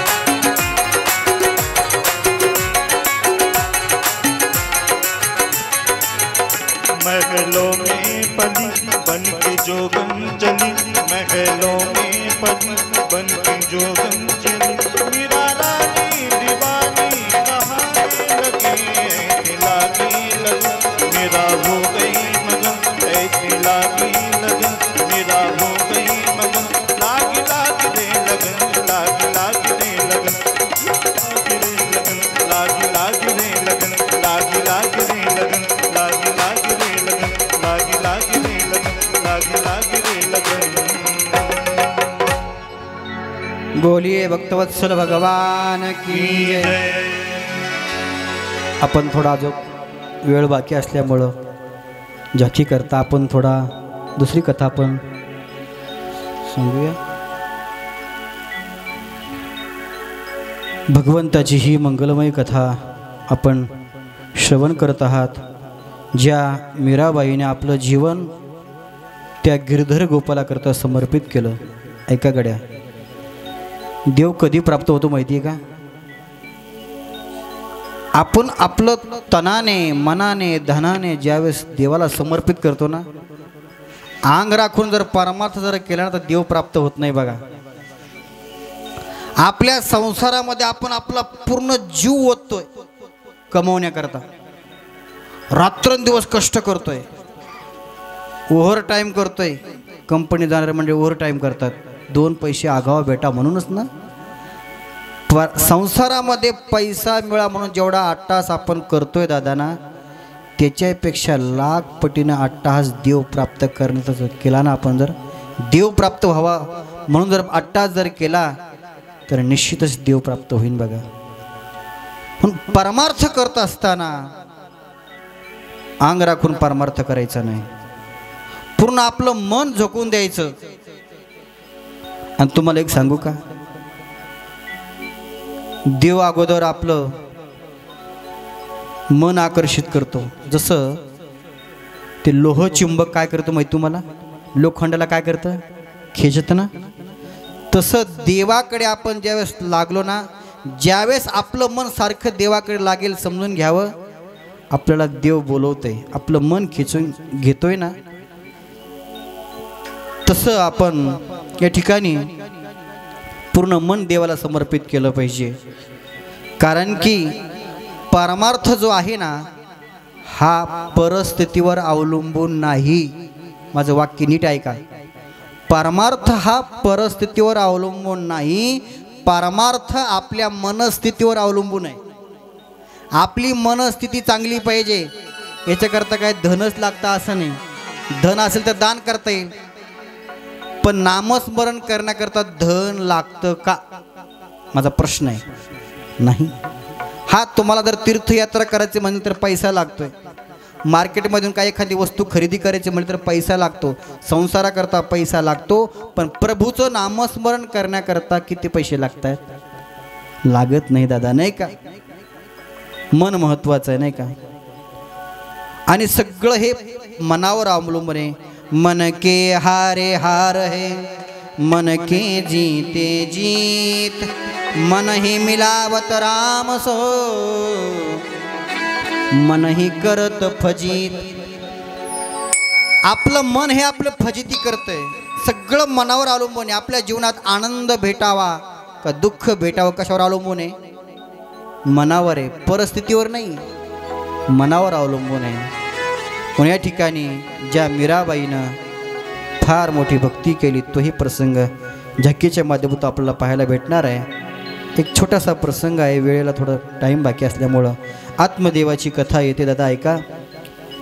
तुंगभद्रा तटे पूर्वमुदोत्तम नमोत्तमं यत्र वर्णा स्वधर्मेण सत्य सत्कर्म तत्परः।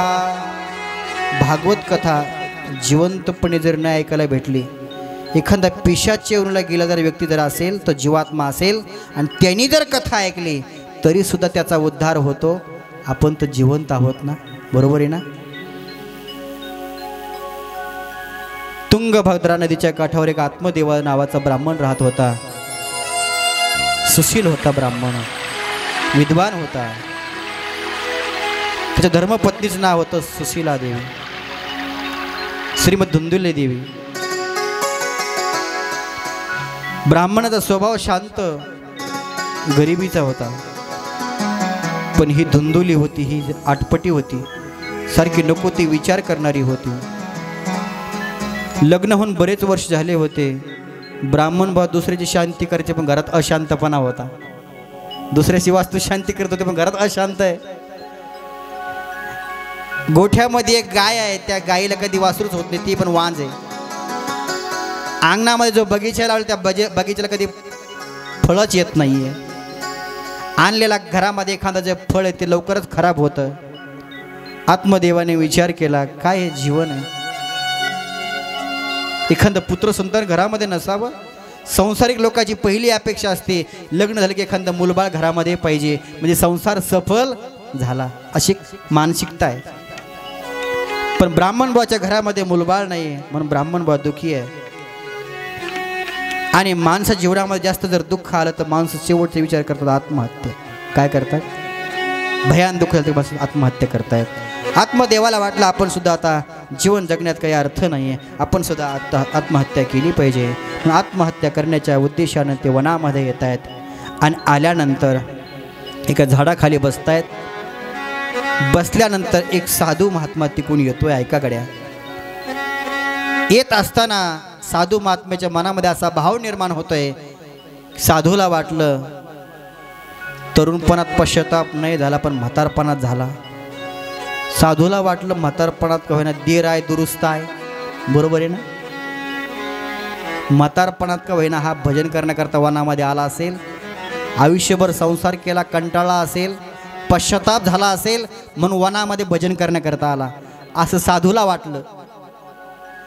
साधूने विचारलं, ब्राह्मण बुवा दिसतात, जाणवं होतं ना, कथम रोदिशी प्रत्वम का ते चिंता बलियसी वदत्वम सत्वरम मह्यम स्वस्य दुःखस्य कारणम. तुमच्या दुःखाचं कारण काय सांगा.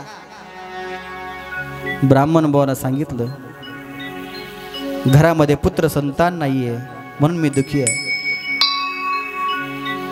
धिक्कार असो त्या व्यक्तीचा ज्याला पुत्र संतान नाही, असं ब्राह्मण बुवा स्वतःला म्हणून घेऊ लागला. धिक जीवितम प्रजाहीनम धिक गृहंच प्रजाविना धिक धनंजना पस्या धिक कुलम संतती विना. अरे त्या कुळाचा धिक्कार असो ज्या कुळामध्ये पुत्र संतान नसेल, असं ब्राह्मण बुवा स्वतःला धिक्कार म्हणून घेऊ लागले, दुःख मानू लागले. माझ्या पूर्व पापाचं काहीतरी संचित असेल आणि ते संचित मी आज भोगतोय असं ब्राह्मण बुवा विचार करतायत. साधूनं सांगितलं, ब्राह्मण बुवा तुम्हाला कोणी सांगितलं? अरे ज्याला मुलं आहे ते दुःखी असतात म्हणून. अरे ज्याला 4 मुलं आहे ना ते सुद्धा दुःखी आहे. ज्याला 3 आहे ते सुद्धा दुःखी आहे. ज्याला 2 आहे ते सुद्धा दुःखी आहे. ज्याला 1 आहे ते सुद्धा दुःखी आहे बाबा, नाही का? अरे मुलापासून सुख भेटतं हे तुम्हाला कोणी सांगितलं? अरे राजा सगराला 60,000 मुलं होते तरी पण दुःखी होता. राजा अंगला एकूण एक मुलगा होता पण एवढा दुष्ट दुराचारी जन्माला आला, राजाचा त्याग केला. 1 आहे तो पण, ज्याला 1 आहे ते सुद्धा दुःखी आहे. ज्याला 60,000 होते तो सुद्धा दुःखी आहे. म्हणून ज्याला मुलं असतात तो सुखीच असतो. असा जर तुमचा समज असेल तर तो पहिला समज काढून टाका. 3 गोष्टी फार महत्त्वाच्या बरं काय. एक आहे समय, समय कळायला पाहिजे, समयाची किंमत कळली पाहिजे. एक आहे समय, दुसरा आहे समज, समज कळली पाहिजे. आणि तिसरा आहे समाज. या 3 गोष्टी कळायला पाहिजे. समयाचं मूल्य कळलं पाहिजे, समज कळली पाहिजे आणि समाज कळायला पाहिजे. या 3 गोष्टी फार महत्त्वाच्या आहेत. त्या संन्यासी महात्म्यानं सांगितलं की ब्राह्मण काका, हे मनामध्ये जी पुत्र अपेक्षेची इच्छा आहे ती सोडून द्या. कुटुंबाची आशा जर तुम्ही सोडी तर तुम्ही खरे सुखी व्हाल. संन्यास हे सर्वथा, जो फकीर होता ना वो फिकीर नाही करता. आणि ज्याच्याकडे असतं ना, समजा 10,000 तुमच्या जवळ आहे आणि तुम्हाला आता गावाकडे जायला गाडीच नाही, बस स्टँडला झोपायचं आहे, झोप येईल का? 10,000 जवळ आहे, झोप येणार नाही, नाही का? ज्याच्या असं 1 वर्ष जर केलं तर तुम्हाला पुत्र संतान प्राप्त होईल. सगळं सांगितलं, फळ दिलं पण फळ त्यानं खाल्लं नाही आणि तेच फळ आपल्या फ्रीजमध्ये ठेवलं आणि शेजारीला सगळा प्रसंग सांगितला. मालकाला सांगितलं मी ते फळ खाल्लं, फळाचं तिने सोंग केलं, गर्भवतीचं सोंग केलं. मैत्रीला सगळा प्रसंग सांगितला. तिच्याच गावामध्ये तिची बहीण राहत होती. ती म्हणली मला पहिले 9 झालेल्या दावा होणार आहे, मी तोच तुला देऊन टाकील, मला काही पैसा वगैरे नाही, त्याच्या मोबदल्यात पैसा दे, माझा मालक मान्य करीन. सगळा प्रसंग योहरचना सांगितले. जसं सांगितलं तसं केलं. आणि केल्यानंतर कालांतराने तिला एक मुलगा झाला. तो पार्सलमध्ये याला भेटला आणि तो लहानाचा मोठा झाला. पण जे फळ होतं ते फळ हिनं काय केलं होतं, गाईला खाऊ घातलं होतं. आणि गाईला खाऊ घातल्यामुळं त्याही 3 महिन्यानं तिला कालांतराने त्या गाईला सुद्धा एक सुंदर बाळ जन्माला आलं. भगवान जप देतं छप्पर फाडके देत आहे, नाही का, असं म्हणतात ना. अगोदर घरामध्ये एक मूल बाळ नव्हतं, आता घरामध्ये 2 मुलं झाले. गाईपासून जे मूल जन्माला आलं त्याचे फक्त कान गाईसारखे होते म्हणून नाव ठेवलं गोकर्णजी महाराज. आणि या ठिकाणी हे जे आणलं होतं बहिणीचं त्याचं नाव ठेवलं, हिचं नाव होतं धुंदुली देवी आणि आपल्याच नावावरून त्याचं नाव ठेवलं धुंदुकारी. दोन्ही कालांतराने मोठे झाले. धुंदुकारी पापिष्ट बनला, गोकर्ण विद्वान ज्ञानी बनला, हा पंडित महाखल बनला. तो एक पंडित आहे आणि खल आहे. नंतर या ठिकाणी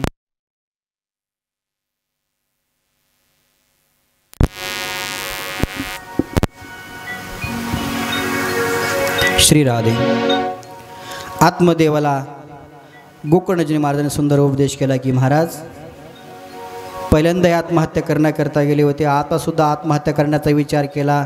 पहिला मुलगा नव्हता म्हणून आत्महत्या करण्याकरता गेले होते, आता मुलगा आहे पण मनासारखा जन्माला नाही आला म्हणून दुःख झालं आणि पुन्हा आत्महत्या करण्याचा विचार केला. गोकर्णजीनं फार सुंदर उपदेश केला की महाराज देहंसी मांसुरुदरी अभिमतिम त्यजत्वम जाया सुता दिशु सदा ममता विमुंच पश्चानि संजोगनिष्ठम वैराग्य शुभो भक्तिनिष्ठ. हे देह मांस रुधिर कुटुंबाची आशा सोडून द्या.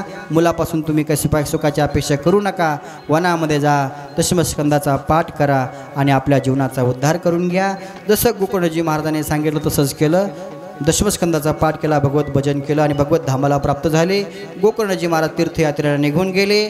आता घरामध्ये फक्त धुंदुली देवी आणि धुंदुकारी दोघंच आहे. हा एवढा पापी दुराचारी बनला, दुष्ट दुराचारी बनला. मोठमोठे चोऱ्या करू लागला, डकेती टाकू लागला, मदिरा प्राशन करू लागला आणि एक दिवस घरातलं सगळं धन संपलं. आईला मारू लागला, धन दे, भांडे विकले, सगळा नायनाट केला. आईसुद्धा वैतागून गेली आणि रात्रीच्या 12 वाजता आपल्या मुलाला न सांगता गावाच्या बाहेर एक पडकी विहीर होती, आड होता, त्याच्यामध्ये उडी टाकली आणि ती सुद्धा गतप्राण झाली. आता घरामध्ये फक्त धुंदुकारी, आता घरामध्ये कोणाचा धाक नव्हता. एक दिवस त्यांनी 5 वेश्या आणल्या आणि त्यांना खुश करण्याकरता राजाच्या घरीच चोरी केली. राजकोशातलं धन आणलं, 5 वेश्याला देऊन टाकलं आणि दिल्यानंतर त्यांनी विचार केला वेश्याने, आता जर उद्या ही राजमुद्रा जर राजाला कळाली, शोध घेतला, आपण जर सापडलो तर फाशीवर दिल्याशिवाय राहणार नाही, धनापायी आपलं सुद्धा मरण येईल. याच्याकरता ज्यांनी आणलं त्यालाच मारून टाकू ना आणि आपण पळून जाऊ. ज्या धुंदुकारीने आणलं होतं त्याला त्या खाटाला बांधलं आणि अग्नी त्याच्या मुखामध्ये ठासून भरला आणि त्या अग्नीच्या दाहकतेने तो तडफडून तो धुंदुकारी गतप्राण झाला. 5 वेश्यात धन घेऊन निघून गेल्या. तो या ठिकाणी जीवात्मा जो होता तो एका पिशाच्च्या योनीला गेला. ही बातमी गोकर्णजी महाराजाला कळाली. गोकर्णजी महाराजांनी त्या गय या क्षेत्रामध्ये पिंडदान केलं आणि पिंडदान करून सुद्धा मुक्तता नाही झाली. एक दिवस आपल्या गावाला आले, आपल्या घरामध्ये थांबले. रात्रीच्या वेळेस अनेक पशुपक्ष्याचे आवाज येऊ लागले. कधी बोकडाचा आवाज, कधी हत्तीचा आवाज, अनेक प्रकारचे आवाज येऊ लागले आणि त्या ठिकाणी त्या गोकर्णजी महाराजांनी भावाच्या उद्धाराकरता सकाळच्या वेळेस आपल्या कमळातलं पाणी घेतलं, सूर्यावरती फेकलं. सूर्याने सांगितलं, सूर्यदेवाने सांगितलं, गोकर्णजी महाराज तुमच्या भावाच्या उद्धाराकरता तुम्ही भागवत कथा करा. आणि त्या ठिकाणी आपल्या भावाच्या उद्धाराकरता त्या गोकर्णजी महाराजांनी धुंदुकारीकरता जी भागवत कथा केली, त्याचप्रमाणे बाळूसुद्धा आपल्या या भावाच्या उद्धाराकरता सर्व गावकऱ्याच्या सहकार्यातून या भागवत कथेचं आयोजन केलेलं आहे. आणि अशा प्रकारे त्यांनी भागवत कथेचं आयोजन केलं आणि केल्यानंतर या ठिकाणी भागवत कथा संपन्न झाली. 7 दिवसामध्ये 7 ग्रंथी फुटल्या आणि त्या धुंदुकारीचा उद्धार झाला. बोल श्रीमद भागवत महापुराण की जय. आणि अशा प्रकारे हे भागवताचं महात्म्य या ठिकाणी संपन्न होतंय. आता झाकी आपल्याला पाहिजे. मीराबाई, जी मीराबाई देवाच्या भजनामध्ये तल्लीन होते, ती मीराबाई कसं भजन करते, कशी भगवंताची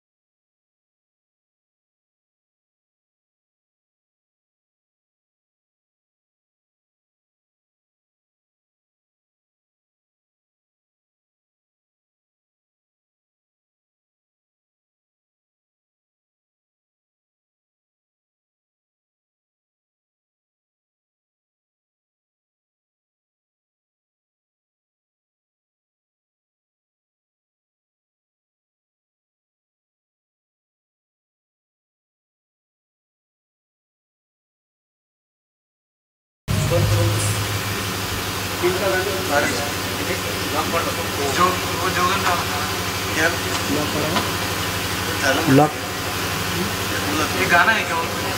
और कुछ आहे का? और एक गाने गाओ. इतनी आवाज भी नहीं दो. मीराबाईने किती देवाची भक्ती केली, किती आराधना केली. ते देवाकरता तिनं आपलं पूर्ण जीवन समर्पित केलं. आमचे हे रवी भैया वृंदावनवरून आले आणि या मीराबाईची भक्ती आपल्या या झाकीच्या माध्यमातून त्यांनी आपल्यासमोर प्रगट केली. द्यावे तेवढे धन्यवाद ग्रामस्थांच्या वतीने त्यांना कमी आहे. जोरदार एकदा त्यांच्याकरता टाळी वाजवा. आमचे ठाकूरजी वृंदावनवरून आले. मारे बाकी बिहारीजी आले. भगवान श्रीकृष्णाला वृंदावनामध्ये बाकी बिहारी म्हणतात नाही का? बाकी बिहारी म्हणजे वाकडा, जो 3 ठिकाणी वाकडा आहे, टेडी टांगवाला आहे. बिहार म्हणजे जो फिरणारा आहे, बाके बिहारी. असे वृंदावन आलेला म्हणजे बाकी बिहारी, त्यांच्याकडे टाळी वाजवा एकदा. साक्षात भगवान परमात्मा या ठिकाणी आपल्या या बठाण भूमीमध्ये या ठिकाणी प्रगट झाले.